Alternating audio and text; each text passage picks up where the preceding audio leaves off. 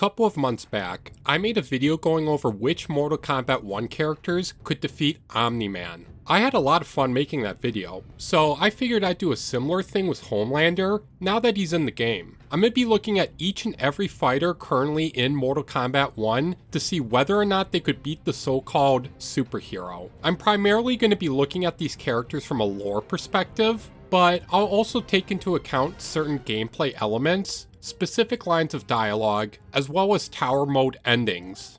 And I'll be grouping these characters into 5 separate categories. Doesn't stand a chance, put up a good fight, 50-50 chance, beat him, and easily beat him. Something to keep in mind is that this is all just my opinion. If you disagree with the placement of some of these characters, please feel free to let me know down in the comments below. And while you're down there, be sure to subscribe. I'm trying to get to 10k subs by the end of the year, so if you could help me reach that goal, I'd be eternally grateful. With that being said, it's time we got this video rolling. Starting out the doesn't stand a chance tier, we unfortunately have Johnny Cage. This version of the character is missing his green glowy powers from previous games and, as such, is literally just a normal dude who knows martial arts. Yeah, unfortunately, Johnny's getting lasered in an instant. It's a real damn shame too, because if he did have his powers, he'd at the very least be in the beat him tier. Next up in this tier, we have Li Mei. While she does have control over some pretty explosive magic, at the end of the day, she's ultimately just a very experienced, normal person. I can't see her lasting that long against Homelander's lasers and superhuman abilities. In a similar vein, Tanya is going to be up next. She shares a lot of similarities to Li Mei, being a very well-trained fighter with some slight magical abilities. But again, she ultimately has no form of defense against Homelander's offensive capabilities, so she'd be swiftly eliminated.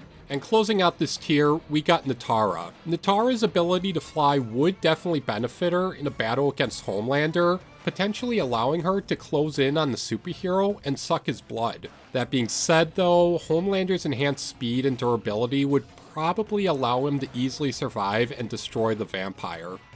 Moving on, first on the put up a good fight tier, we have Kung Lao. The character's mastery of combat, razor hat, and ability to teleport make him one of the deadliest fighters on the MK1 roster. Not to mention, the character's tower mode ending shows that he's dialed back his ego greatly, giving him a much clearer head. I can easily see him being skilled enough to give Homelander a run for his money, at least for a brief period of time. Kung Lao's greatest weakness, however, is the fact that he's ultimately just a human being. A very skilled human being, but a human being nonetheless. Eventually, Homelander's superior abilities would be the end of the great Kung Lao. Similar to Kung Lao, Smoke is a highly trained fighter with some mastery over teleportation, with the added benefit of the ability to turn invisible on command. So, in that regard, you'd think he'd be really effective against Homelander. Unfortunately, Homelander's enhanced senses would allow him to snuff out Smoke before he even has a chance to get close to him. Not to mention, I don't think Smoke's knife would even dent Homelander's skin. Next up, I'm going to be grouping Kitana and Mileena together due to them sharing a lot of similarities. These two literally have thousands of years of combat experience under their belts, which would obviously benefit them in a fight against Homelander. Mileena has the added advantage of her Tarkat disease turning her into a sickly monster, something that Homelander hasn't really faced before in his life. The two sisters would definitely last quite a bit of time against him before inevitably succumbing to their fates. The last character we'll be looking at in this tier is going to be Baraka. Much like Mileena, Baraka actually benefits pretty greatly from his Tarkat disease when it comes to hand-to-hand combat. His ferocious attitude combined with his deadly arm blades and razor-sharp teeth would,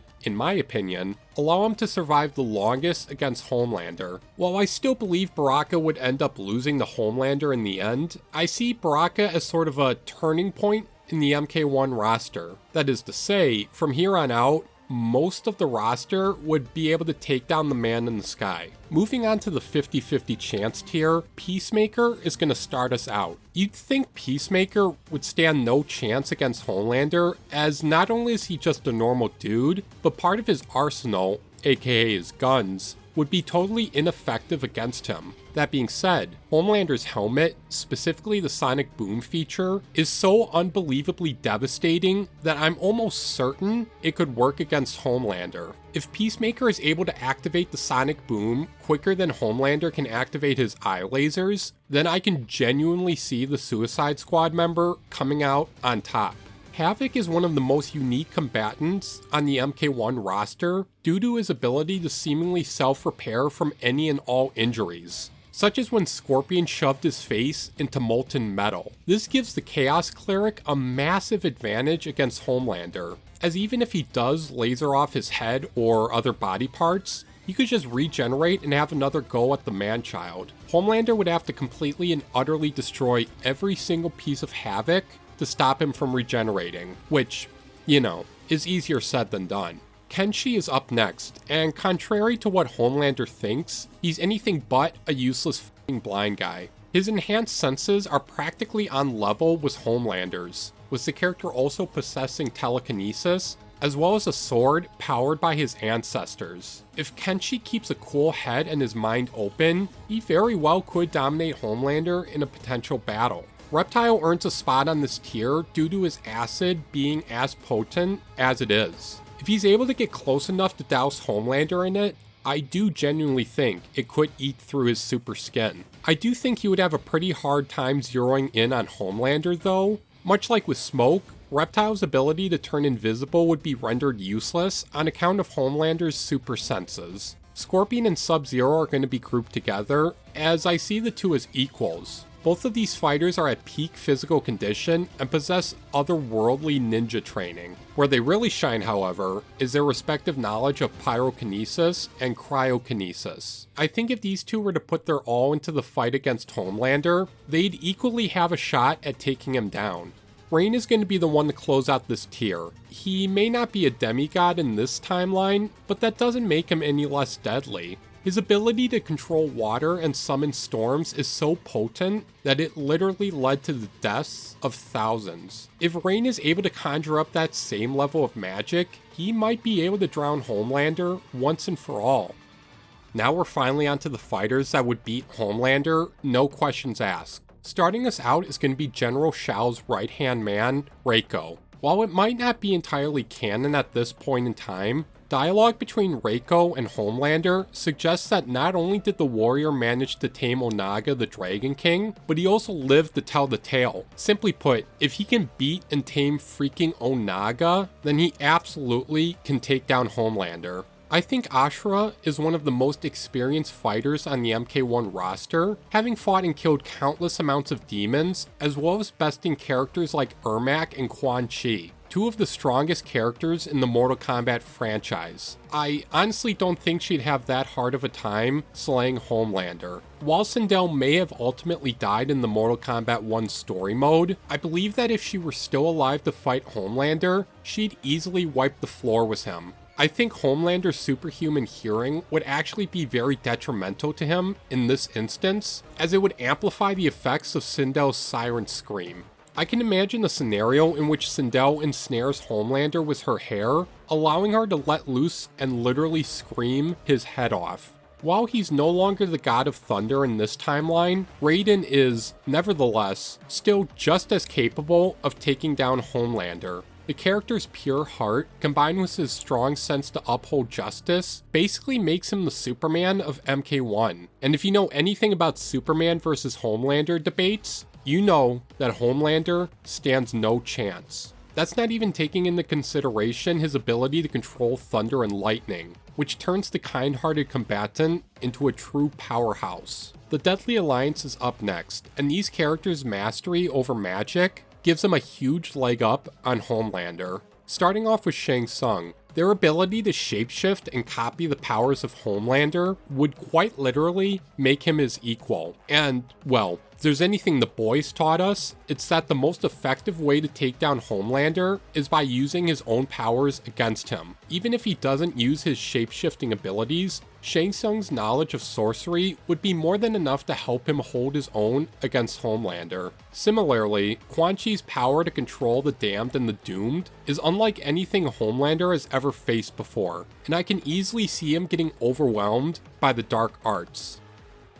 I previously mentioned that Ermac is one of the strongest characters in the entirety of the Mortal Kombat franchise. And this especially rings true in Mortal Kombat 1 thanks to his body inhabiting both King Jared and Sindel's souls. Simply put, this version of the character has two of the greatest fighters in all the realms in the driver's seat, with hundreds of other powerful warriors coming up the rear. Ermac would easily overpower and destroy Homelander. Speaking of easily overpowering and destroying Homelander, let's move on to our final tier. General Shao is arguably just as powerful in this current timeline as he was in the old ones. His unique dragon-like physiology has aided him in winning hundreds, perhaps thousands of battles. So a fight against someone like Homelander would be child's play to him. Not to mention, he also has Onaga under his control, so even if things do start to go south, he could just sick him on Homelander.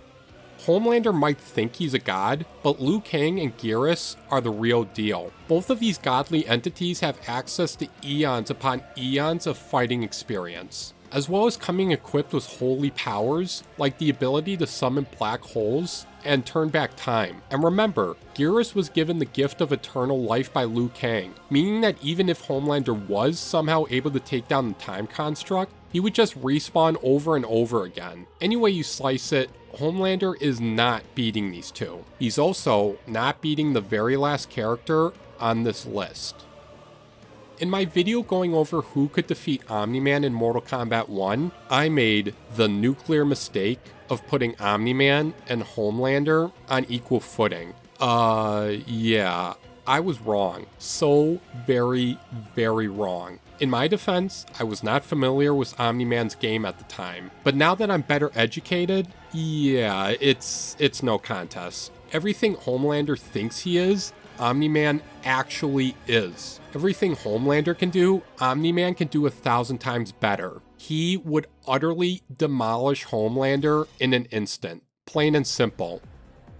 And that officially does it for this video, going over which Mortal Kombat 1 fighters could defeat Homelander. Thanks for watching and making it all the way to the end of the video. Did you agree or disagree with any of the placements in this video? If so, like I said, let me know in the comments. If you like this video and want to see more Mortal Kombat and crossover based content in the future, go ahead and leave a like, subscribe, and ring the bell. Links to my socials, including my Discord server, will be down in the description. And until next time, I'll see you in the next one.